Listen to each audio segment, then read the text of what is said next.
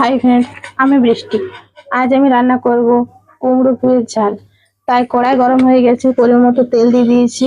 হয়ে গেছে, এরপর দিব একটা শুকনো লঙ্কা, 5 ফোড়ন আর গোটা জিরা। একটু হালকা ভাজি নেবো। এরপর দিয়ে দেবো পেঁয়াজ কুচি। এগুলো একটু ভালো মতো লাল করে ভাজি নেবো।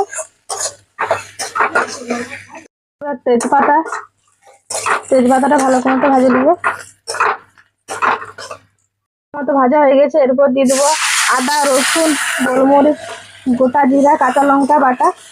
ভালো করে মশলাটা কষিয়ে নেবো। দিয়ে দেবো পরিমাণ মতো হলুদ গুঁড়া, সামান্য পরিমাণে একটু জল দিয়ে দেবো যাতে মশলাটা না করে যায়। এবার মশলাটা ভালো মতো কষাই নেবো। মশলাটা ভালো করে ভাজে নিয়েছি, এরপর দিয়ে দেবো আলু আর কুমড়ো গুলো। আলু আর কুমড়োটা ভালো করে একটু লাড়িয়ে আলু আর কুমড়োটা মশলার সাথে একটু কষাই দিয়েছি। এরপর পুঁই শাকগুলো দিয়ে দেবো।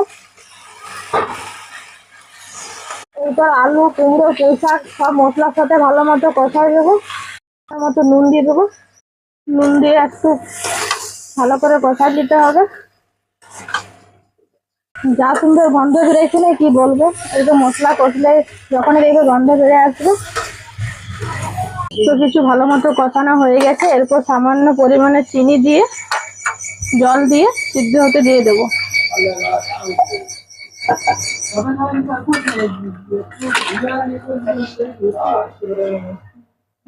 দিয়ে 10 সিদ্ধ হতে দিয়ে দেবো। নেবো যে সিদ্ধ হয়েছে কিনা। হ্যাঁ, সিদ্ধ হয়ে গেছে।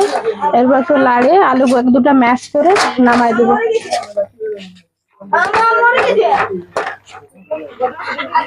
হয়ে গেছে, এরপর নামাই দেবো।